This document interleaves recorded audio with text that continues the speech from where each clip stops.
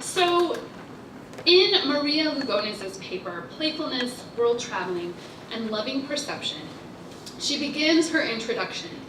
This paper weaves two aspects of life together: my coming to consciousness as a daughter and my coming to consciousness as a woman of color have made this weaving possible. Similarly, this paper attempts to weave together two aspects of my own scholarly life: feminist theorizing and the field of game studies.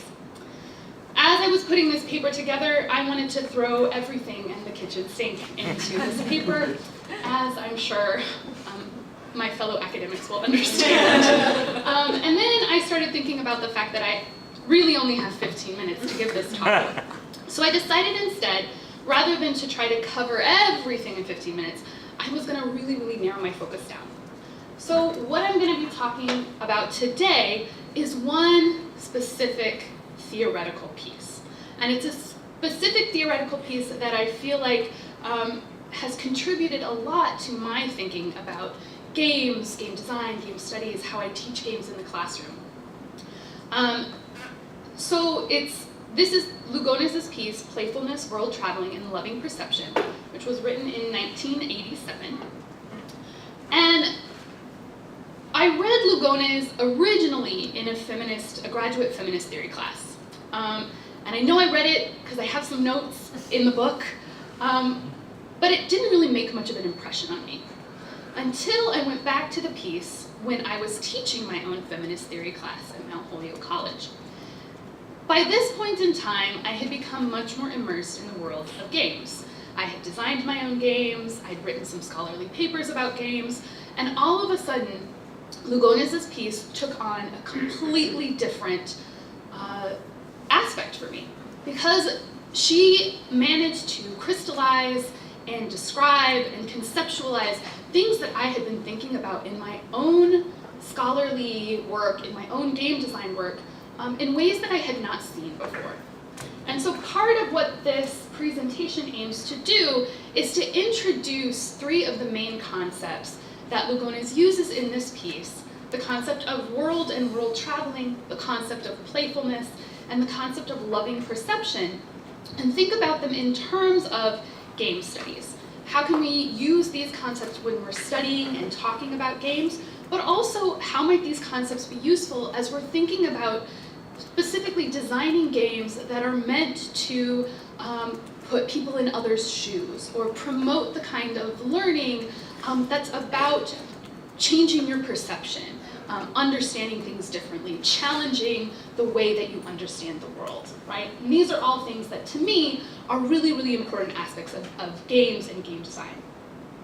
So Lugones is theorizing playfulness specifically through a feminist woman of color lens. And the other reason that I wanted to focus on Lugones in this paper is because I'd really like to integrate her more centrally into game studies scholarship. I feel like she has a lot to add. She brings a very different perspective. So those are sort of my goals with this presentation today. So I'm asking, how can Lugones' theories of playfulness, world traveling, and loving perception be integrated into game studies? What can her theories contribute to how we think about LARPs and learning?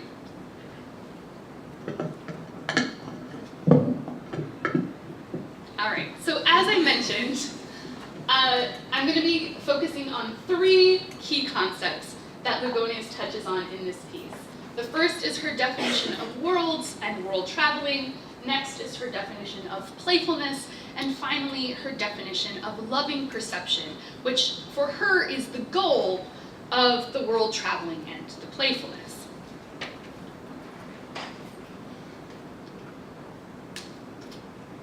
All right, so when Lugones is talking about a world, what exactly is she talking about? So her first point is that a world must be inhabited by flesh and blood people. A world is not a utopia, she says. And I'm going to come back to this because I think this has some really interesting implications when we are talking about LARP and flesh and blood people inhabiting fantastical co-created worlds. But a world is in many ways similar to a community. a world shares language and norms. A world is somewhere where many of the people approve of these norms, but perhaps not all people do. Worlds tend to have affectionate ties between members, and worlds endow their inhabitants with a common history and common knowledge. And Lugones points out that worlds can be quite large, or they can be quite small. There might be a world made up of a couple of people that are very close friends and have been friends for a very long time and have these very affectionate ties and common history and shared language and norms. Or there may be these larger worlds. The other thing that Lugones points out about worlds that is, again, very important for the concept of LARP and role-playing in both the sort of diegetic and extra-diegetic discussions is that people act differently in different worlds, right? So Lugones has a whole discussion of how she started writing this paper because she didn't know if she was a playful person or not. She wanted to think of herself as a playful person, but she secretly worried that she was not a playful person. And so she began to ask people, am I a playful person? Do you think I'm a playful person? And she said, what I found was I got these very, very different answers. Some people said, well, of course, you're a totally playful person. Like, that's who you are. And then other people said, oh no, you're very serious. You're not playful at all. And that was how she came to this concept of worlds. Worlds where she felt at ease. Maria Lugones was a very playful person. But in other worlds that she felt less at ease, she did not feel safe. She did not have the ability to be playful. And so she points out that people have different comfort levels in different worlds. In some worlds, they feel very at ease, they feel very safe, they feel very comfortable interacting with other people. And in other worlds, they may be very guarded, they may be very serious, they may hold back a lot of aspects of themselves. And one of the things that she talks about in this concept of world traveling is that for people from marginalized groups, world traveling is often not voluntary, right? That as a woman of color, she is often asked to travel to these other worlds, worlds where she doesn't feel at ease, but she doesn't see the same traveling coming back, right? That for many white and Anglo women, traveling to her world doesn't happen. And so part of what she's talking about in this piece is encouraging this world traveling, right? Getting people to travel to worlds where they're not at ease, particularly people who don't have to do this, right? For whom this traveling is going to be a voluntarily go somewhere where you feel uncomfortable, and how to encourage that. And again, for me, this is a real central goal of LARP, right? To get people to travel to those places where they're learning something new. And they maybe are learning something new about themselves, but they're also learning about other people. They're learning about people different than themselves. They're learning about their own perceptions of others. They're traveling to these different worlds. And she says, we need to be careful, right? That there are worlds that we enter at our own risk, right? Worlds that have agon, that have conquest, that have arrogance as the main ingredients of their ethos. And these are not worlds we want to travel to lightly, right? She says sometimes we don't have a choice. We've got to go to these worlds whether we like it or not. But that when we are traveling playfully, part of that is constructing a world where we are able to be playful, right? Where we're able to open ourselves to this experience, open ourselves to what she terms loving perception. All right, so playfulness. Play and playfulness is sort of a central topic of discussion and debate within the game studies world. And Lugones has her own particular take on it. She rejects constructions of playfulness that are rooted in this idea of competence and mastery. She rejects constructions of playfulness that rely on a fixed conception of self. And she rejects constructions of playfulness that engage in agonistic travel, right? So this is the idea of traveling with sort of a colonialist mindset, right? I'm gonna go, I'm gonna see this world, I'm gonna master this world, I'm gonna win this world, and then I'm gonna leave, right? And for her, this world traveling is about opening yourself up, right? It's not about competence, it's much more actually about figuring out that you don't know things. And now that you're in this new world, you're seeing things differently, right? And she says a playful attitude turns an activity into play.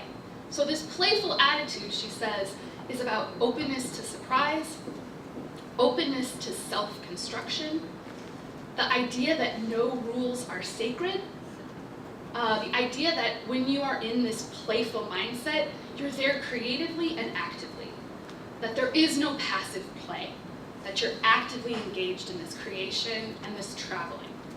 And one of the things that I find really, like, for me when I read this, I was like, oh yeah, this is playfulness, right? It's finding ambiguity and double edges as sources of wisdom and delight. And that statement for me is the power of games, right? That games can create this world where ambiguity and double edges can be a source of wisdom and delight. So, the goal of this, according to Lugones, is the development of what she terms loving perception. Loving perception, she discusses as the opposite of what she terms arrogant perception. And arrogant perception is very much the act of othering another group or an individual from another group. It's turning the other or the outsider into an object, right? And so loving perception is the act of seeing the other, the outsider, as a subject rather than an object. And she says, until you have traveled to the other's world, you cannot truly understand them as a subject.